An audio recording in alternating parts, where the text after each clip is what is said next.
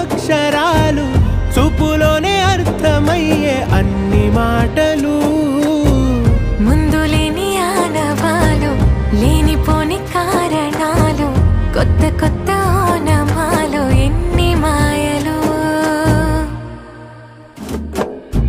కథలెన్నో చెప్పారు కవిత